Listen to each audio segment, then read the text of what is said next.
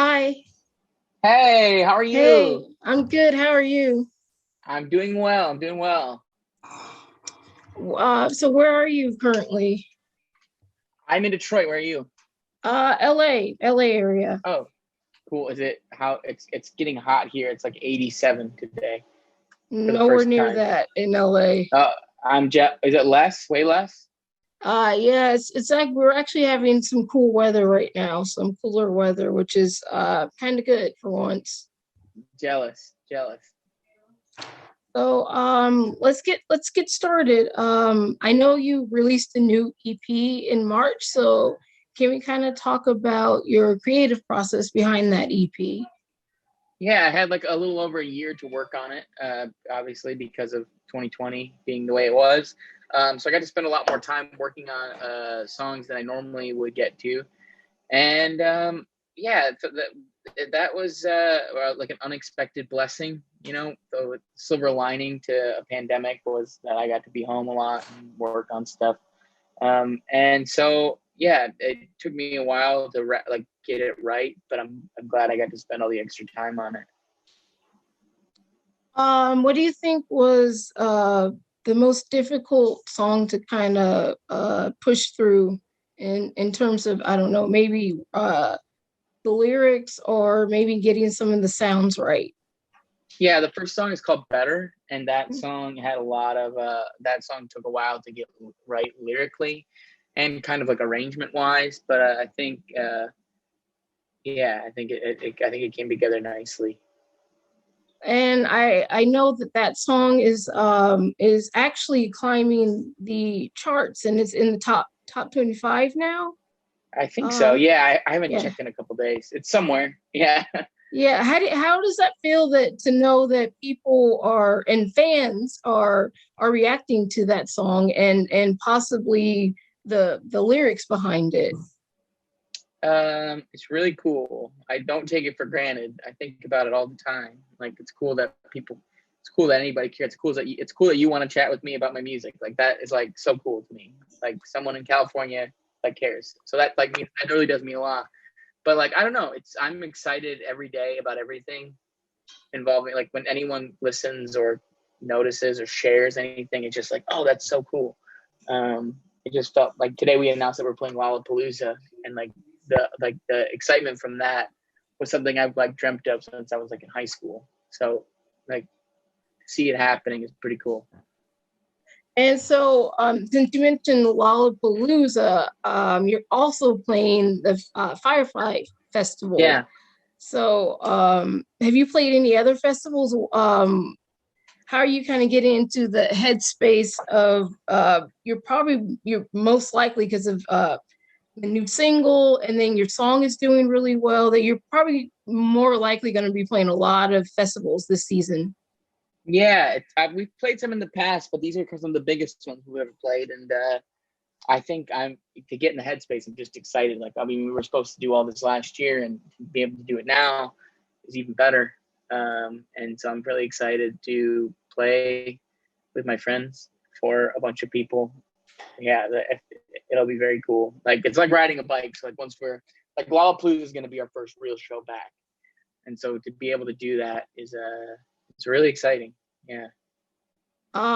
Is there anybody on any either headline Firefly or Lollapalooza that you're kind of excited to see that you haven't seen, or are there any of your music friends that you'll be like, oh, I haven't seen you in a while. Can't wait to kind of catch up and kind of chat.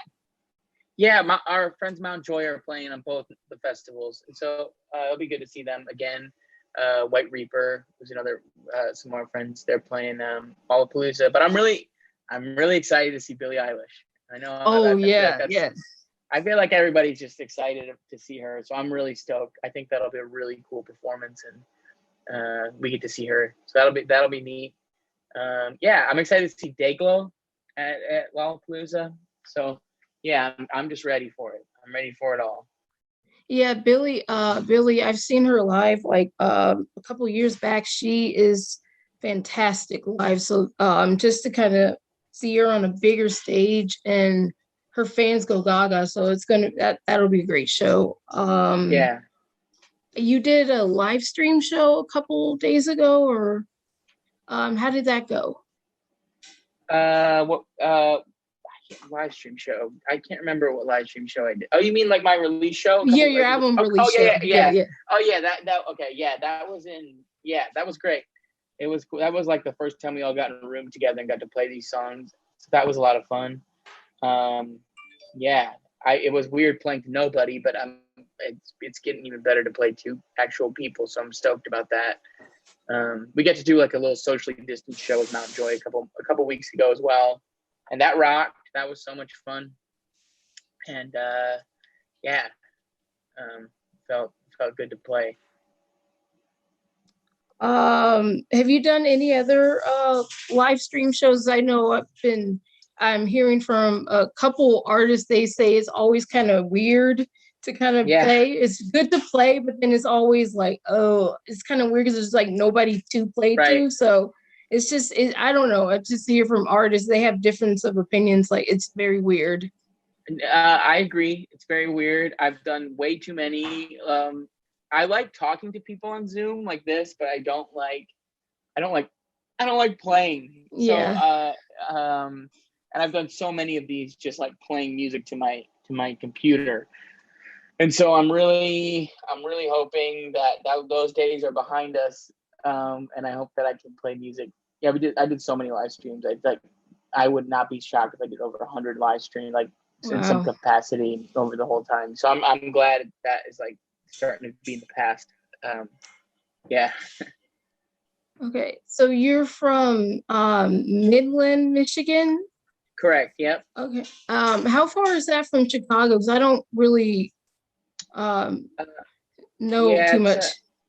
Yeah, Midland. Okay, so like this is kind of Michigan. Okay, this is Michigan. Okay, so like Midland is like right here.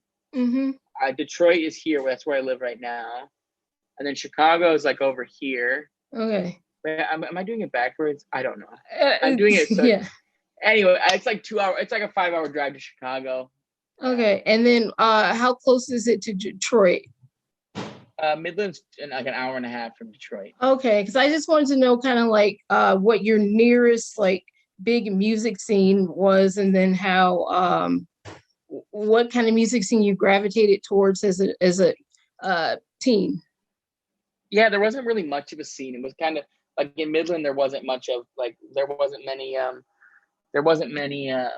like bands playing where I was. So like I would come down to Detroit and just kind of see whatever I could. So I mean, I honestly kind of went to bigger shows. Like my first show was seeing Coldplay, and so like that kind of stuff. And so yeah, before that though, not really much. Okay, what kind of got you into playing music, and what bands were you into or artists were you into that kind of said, well, I just want to kind of do this for a living and for myself? Yeah, that's a good way of phrasing it, for myself. I like that. I really like Oasis. That's kind of funny that I'm wearing the shirt today. Oasis and like Coldplay and Death Cab were like bands I really listened to growing up. I would love them, and the White Stripes and all that kind of stuff was crazy to see. And then I was like, oh, I can do what they're doing, which is cool. Like that always felt neat to be able to like to think like I could do that one day. That'd be sick. And so yeah, I don't know. That was kind of what I was into, like those bigger artists. I didn't really pay attention much to the smaller ones because I didn't really know about them. But yeah. Do you have a favorite Oasis song or album? Because I only know kind of like the same one. Yeah, the same one that everybody knows. I don't know too much about them. Yeah, I mean, What's the Story? Morning Glory is their best album. I think that's their second album. I think Don't Look Back in Anger is like one of the best songs of all time. I think Wonderwall is a great song. I know it gets made fun of a lot. But that's the one that I know. That's the one. Yeah. No, they're just just a cool rock band, Yeah. Besides Oasis, what do you think are kind of your biggest influences that kind of make up your sounds? Like your single kind of has like this. It's almost kind of a pop sound, but I can now that you mentioned that you are an Oasis fan, I can kind of hear the influence of like Brit rock or Brit pop in Yeah. it. Yeah, I think bands like U2 and Oasis and Coldplay and like Arctic Monkeys, and those are the kind of bands that I've always like loved. And so I think I probably am a product of my influences in a way. So yeah, those are my bands that I just love so much.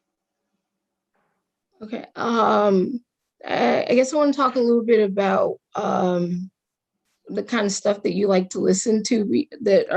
What are some of the new artists that have just kind of caught your ear, whether it's just like in a fan sense or just as in a musicianship sense? What is kind of on your been on your playlist lately?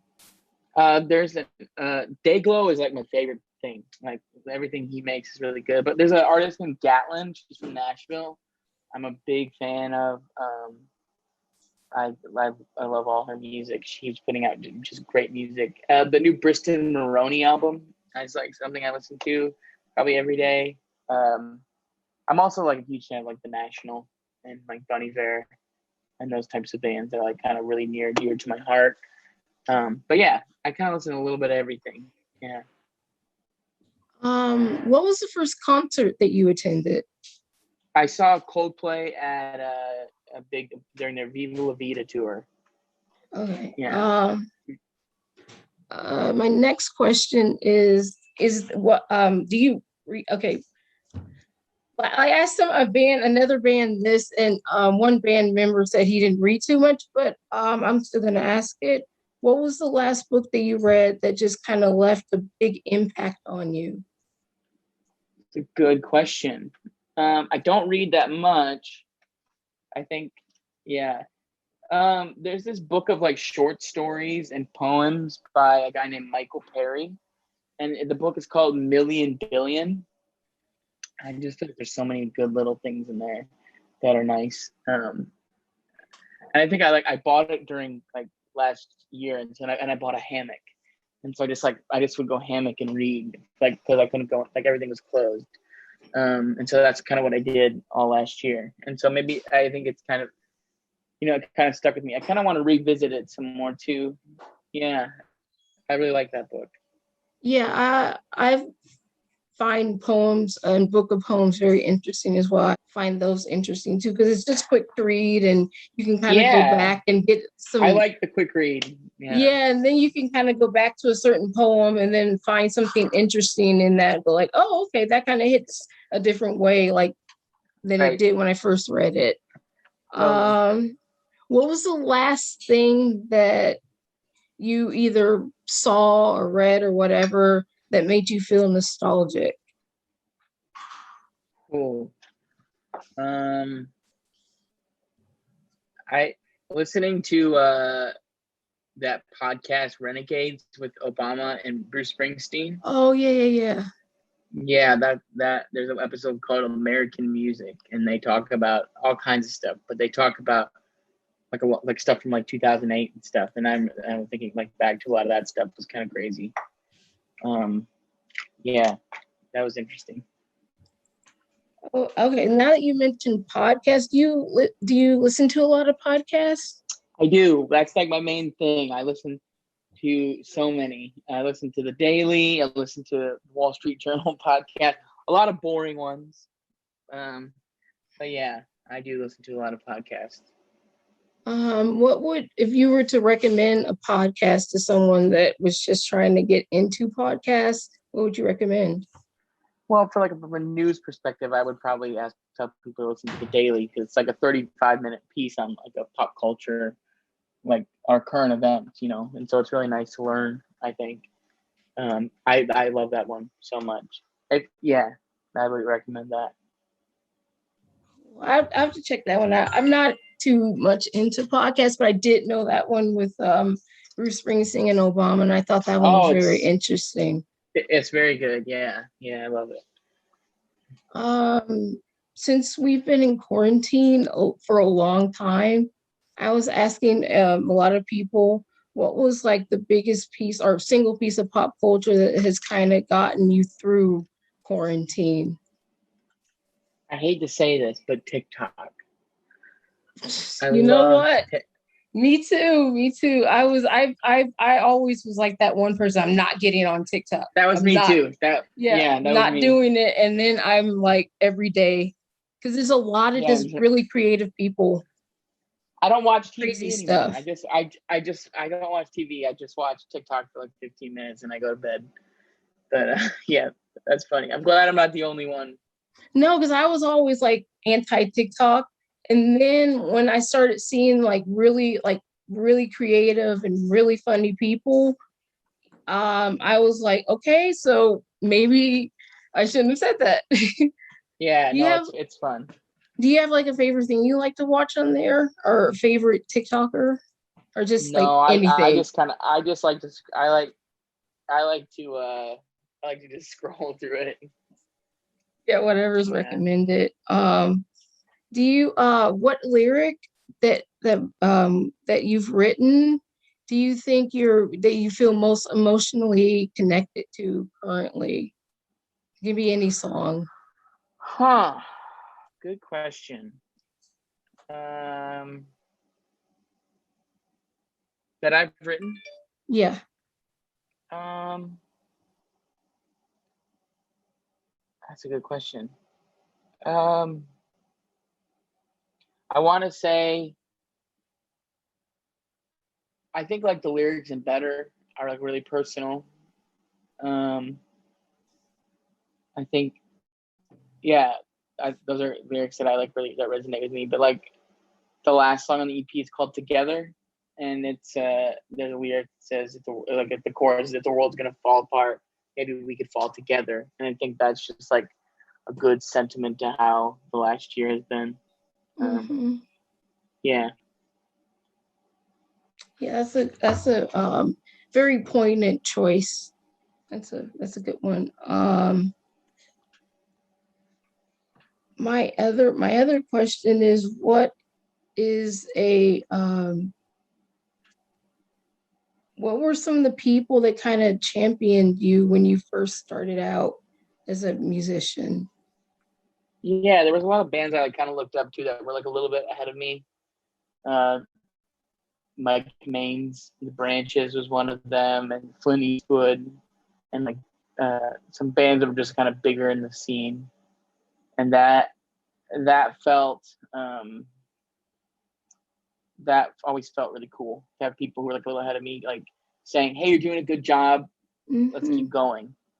Um, yeah, yeah, that was cool. Okay, and how do you see the industry kind of coming back after we've not it's coming back now, but how do you see the industry kind of coming back after COVID and all that? I think there's just going to be probably a big influx of like things just kind of launching off. I think um, I think people will be like excited to go back, and so I think things are, at least from the touring perspective, are going to be really great. I'm really excited about it. Yeah, I think the festivals, particularly now that we have like Firefly and Lollapalooza, I think it's a good time. Yeah, I agree. I agree. I guess I kind of wanted to talk more about your writing and creative process as a whole, because I just Cool. kind of want to talk more about that. Like, how do you sit down to write about just to write songs as a whole? That was my question. Yeah, I feel like I never sit down and whenever I write my best song, I never sit down and go, I'm gonna write my best song today. It's like it always kind of comes to me like just plucking it out. I can't ever sit down and just write like the best song ever. Like I have like it has to be like there's a whole like slew of events that I have to be like in to kind of get like I have to be in like the mood to do it. It has to be like a perfect storm of emotions and having a guitar and having like the right atmosphere to do it. Like I can't just write a song usually. I'm trying to get better at being more flexible with that. But yeah, I sometimes feel like it's kind of weird, but I feel like sometimes the songs are just there, and I'm just reaching out to get them, kind of thing. Do you feel that your creative or writing process, do you feel like you're going to actively try to change that, or do you feel that you might be doing things to change that? Yeah, I'm like actively trying to write more. I think like I'm trying to like have a pen and paper out and have like and set up my like I got a monitor and I got good speakers now, and I'm kind of like trying to set up a whole little studio here to like write better. And so that's kind of the world I'm like that's kind of what I'm trying to do. So I'm hoping that I can continue to do that, but it is a little tricky to like get a song done quickly, for at least for me. In terms of like guitarists, do you have like that one guitarist that you're just like, that's the coolest guitarist ever? I don't. I don't think I do. I just kind of like a little bit of everybody's thing. Sometimes I feel like I'm like kind of going into my own, kind of figuring out my own style of playing, and Mm-hmm. that feels really cool to like kind of know like how I feel about things, and that's exciting. So do you ever just kind of like sit down and be like, just jam and just do that? No, I don't. I wish I did. I'm just not that technical of a player. Okay, you're more about just kind of feeling it out and just you're Yeah, growing. Yeah, that's cool though. That's cool. yeah. I guess I'll end it with do you have anything else you want to say to your fans and anybody listening? Because this looks like this coming summer you got a lot going. Your song is doing really well, and you're really honing in on your creativity and sound. Yeah. I think I just want people to listen to the music. I hope it becomes like the soundtrack to our return to normal. Yeah, And I'm just I kind of could hope. get that in the songs. I Yeah, catch that a that's what. lot. Thanks. Yeah, that's kind of the vibe I'm hoping for. But yeah, that I just hope people listen to the music and hopefully they even like it too. That's all Well, I have to say. I want to congratulate you on your success. I really do enjoy the EP and the new Thank song. you. And good luck on Firefly Festival and Lollapalooza. Thanks for taking the time out. Oh, totally. This was so nice. Thank you for chatting. It really does mean a lot to me. Thank you. Thank you. Have a good rest of the day. You too. See ya. Okay. Bye.